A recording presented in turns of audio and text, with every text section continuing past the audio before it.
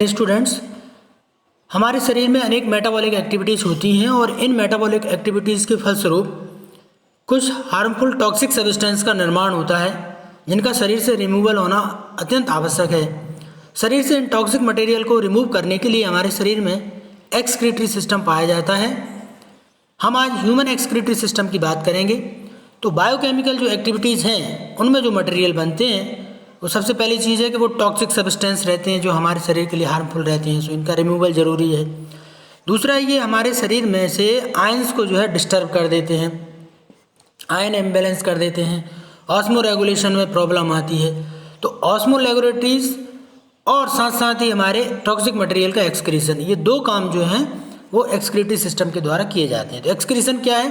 The process of removal of toxic substance from the body of organism, this is called excretion. शरीर से विषैले पदार्थों का बाहर निकालना एक्सक्रीशन कहलाता है। ऑस्मो रेगुलेशन क्या होता है? The process of controlling the amount and ion in the body is called osmo regulation. हमारे शरीर में एक निश्चित मात्रा में सभी प्रकार के सोडियम, पोटेशियम, क्लोरीन आयन का होना जरूरी है और इनको मेंटेन करना ऑस्मो रेगुलेशन कहलाता है। थर्ड है excretory system, the organ system in which animal responsible for excretion and osmo regulation.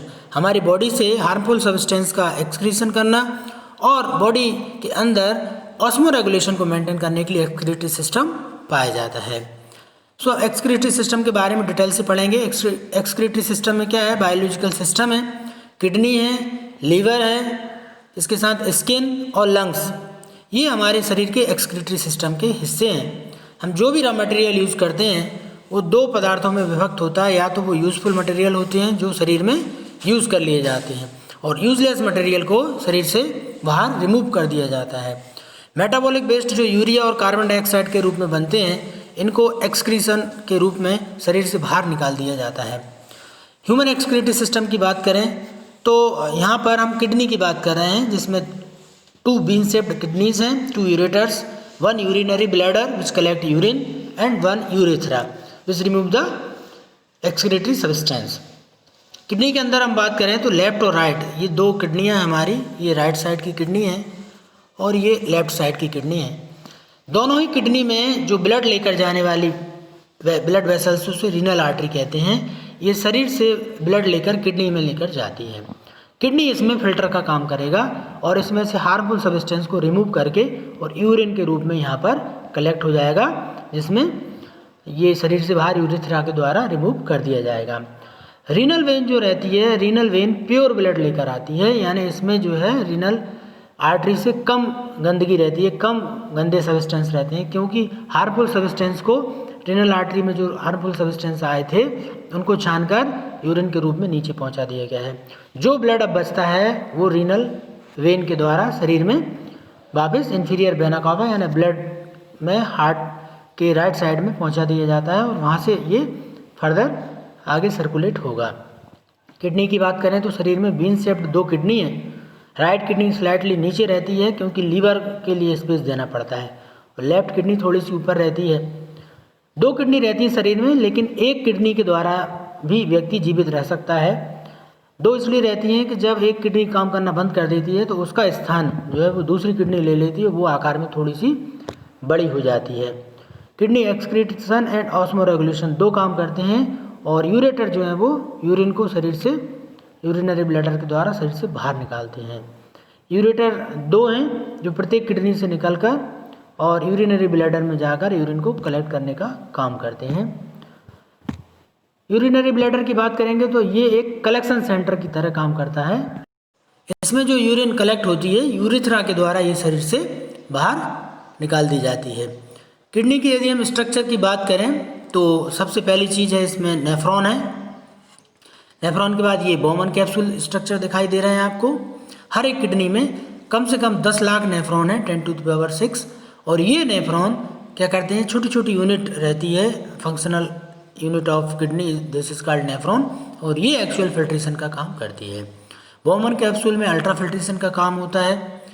Renal artery जो है वो ब्लड लेकर, इसमें रीनल आर्टरी ब्लड लेकर आती है और रीनल वेन जो है वो ब्लड लेकर, छना हुआ प्योर ब्लड लेकर बाहर जाती है। यूरेटर, इसमें जो गंदगी रहती है वो छनकर और यूरिनरी ब्लैडर में पहुंच जाती हैं। Nephron is the basic structure and functional unit of the kidney, और हर एक नेफ्रॉन के अंदर कप शेप्ड स्ट्रक्चर होती है, इसे हम बोमन कैप्सूल कहते हैं। बोमन कैप्सूल के अंदर दो प्रकार की ट्यूब्यूल आती हैं। पहली रहती है एफरंट। एफरंट जो रहती है वो ब्लड लेकर आती है और ये थोड़े से चौड़े साइज की रहती है, और जिसमें से ब्लड लेकर बाहर जो जा रही है उसका नाम है इफरंट। इफरंट थोड़ी सी सकरी रहती है साइज में, और इसके कारण एक प्रेशर क्रिएट होता है नेफ्रॉन के अंदर, जिसे हम ग्लोमेरुलस फिल्ट्रेशन प्रेशर कहते हैं, जीएफपी। ये स्ट्रक्चर है नेफ्रॉन की, आप देखिए ध्यान से। एफरंट आर्टीरियोल जो रहती है थोड़ी सी थिक रहती है, एफरंट आर्टीरियोल, ठीक है ये, और इफरंट आर्टीरियोल थोड़ी सी थिन रहती है। तो ब्लड लेकर आने वाली एफरंट है और ब्लड लेकर बाहर जाने वाली जो है वो इफरंट रहती है। ये बोमन कैप्सूल है जिसके अंदर ब्लड वेसल्स का जाल है, इसे ग्लोमेरुलस कहा जाता है, ठीक है। रीनल आर्टरी ब्लड लेकर जाएगी और रीनल वेन जो है वो उसमें से जितनी भी आफ्टर ब्लड फिल्ट्रेशन ये रीनल वेन शरीर में ब्लड लेकर जाएगी। कलेक्टिंग डक्ट में यूरिन कलेक्शन का काम होता है, और इस तरह से ये स्ट्रक्चर हमको नेफ्रॉन का स्ट्रक्चर बनाने आता है परीक्षा में, इसको हमको बनाना है। किडनी की फंक्शन क्या है? Renal artery bring directly blood which contain waste substance. Renal artery जो ब्लड लेकर आती है उसमें वेस्ट सब्सटेंस ज़्यादा है, जबकि रीनल वेन में कम होते हैं। किडनी क्या करती है? वो पॉइजनस सब्सटेंस को, वेस्टेज को फिल्टर करने का काम करती है। Kidney clean blood is carried away from the kidney by the renal vein. Renal vein के द्वारा ब्लड शरीर किडनी से बाहर आता है। Ureter carry urine from kidney to the urinary bladder, और यूरिन जो है शरीर से रिमूव कर दी जाती है। यदि किडनी के हम की फंक्शंस की बात करें कि मेन क्या फंक्शन होती हैं, सबसे पहला है एक्सक्रीशन, नाइट्रोजन वेस्ट को एक्सक्रीट करना। दूसरा है ऑस्मो रेगुलेशन, शरीर में पीएच मेंटेन करना, आयन का बैलेंस करना। थर्ड है maintain electrolyte balance of the body, ताकि शरीर में किसी प्रकार के आयन की कमी ना हो, अन्यथा बीमार हो सकते हैं। यूरिन फॉर्मेशन की मैकेनिज्म यदि हम बात करें तो 3 स्टेज में पूरी होती है। पहली अल्ट्राफिल्ट्रेशन, ये ग्लोमेरुलस में होती है। दूसरी सिलेक्टिव रीअब्जॉर्प्शन, बहुत सारा अमाउंट जो है वो पानी का और मिनरल्स का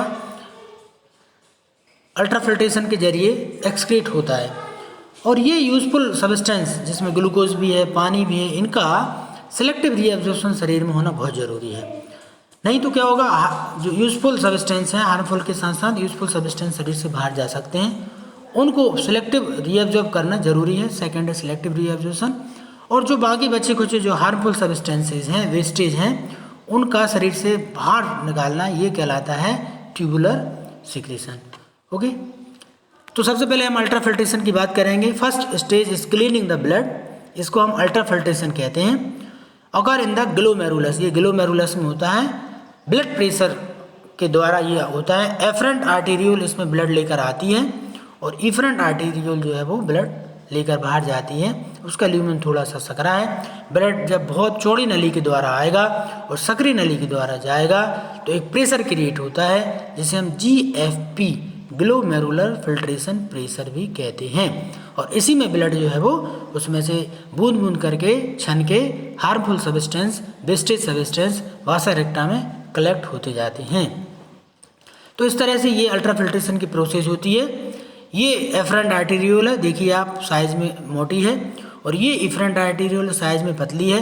ब्लड बहुत प्रेशर के साथ आता है, और यहाँ पर प्रेशर के द्वारा फिल्ट्रेट जो है वो यूरिन के फॉर्म में वासा रेक्टा में कलेक्ट होते जाते हैं, और ये जो ब्लड है, प्योर ब्लड जो है वो शरीर में वापस चला जाता है। क्योंकि हार्मफुल सब्सटेंस यदि रिमूव नहीं होंगे तो शरीर के हमारे डिफरेंट बॉडी पार्ट जो है काम करना बंद कर देते हैं, और उसके कारण क्या होगा, धीरे धीरे व्यक्ति जो है वो मृत्यु की ओर बढ़ता चला जाता है। सिलेक्टिव रीअब्जॉर्प्शन में क्या होगा, ड्यूरिंग रीअब्जॉर्प्शन इसमें हम क्या करेंगे, बहुत सारा जो वाटर है, न्यूट्रिएंट्स हैं, वाटर है, एसेंशियल आयन है, इन सब का रीअब्जॉर्प्शन होना जरूरी है। नॉर्मली 99% ऑफ ग्लूकोज रीअब्जॉर्ब, और पानी की बहुत अधिक मात्रा जो है वो रीअब्जॉर्ब हो जाती है। बचा कुचा जो मटेरियल होता है ट्यूबुलर सिक्रेशन के द्वारा वो शरीर से बाहर रिमूव कर दिया जाता है। Tubular secretion is the passage of certain substance out of the capillary directly into the renal tubule, और इस तरह से यूरिन फॉर्मेशन होना ये ट्यूबुलर सिक्रेशन कहलाता है। इसमें जो एक्सक्रीशन होता है takes place in proximal and distal convoluted tubule. Reabsorption is reverse, यानी जो यूरिन बनती है शुरू में बहुत डाइल्यूट यूरिन बनती है, लेकिन सिलेक्टिव रिएब्जॉर्प्शन होने के बाद जो यूरिन हम रिलीज़ करते हैं वो बहुत ही कंसनट्रेट रहती है। 180 लीटर पर डे यूरिन बनती है और इसमें से केवल 1.8 लीटर जो है वो यूरिन रिलीज होती है, यानी 99% जो है वो यूज़ कर ली जाती है। इस तरह से जो भी हार्मफुल सब्सटेंस रहते हैं, चाहे ड्रग्स हों, क्रिएटिनिन हो, हाइड्रोजन पोटेशियम आयन हो, ये सब के सब क्या होते हैं, हार्मफुल सब्सटेंस तो रिमूव हो जाएंगे, यूज़फुल सब्सटेंस को यूज़ कर लिया जाएगा। इस तरह से ये एक्सक्रीशन सिस्टम हमारा स्टार्ट होता है। यदि यूरिन के कंपोजिशन की बात करें तो 96% जो है वो यूरिन में पानी होता है, 1.5% साल्ट सोडियम क्लोराइड होते हैं, यूरिया भी होता है, स्मॉल क्वांटिटी में ड्रग भी होते हैं और कम से कम 1.5 litre of urine is produce daily. ये एक एवरेज यूरिन बताई गई है। Thank you. उम्मीद है आपको ये अच्छा लगा होगा और आपको बात समझ में आई होगी। Thank you.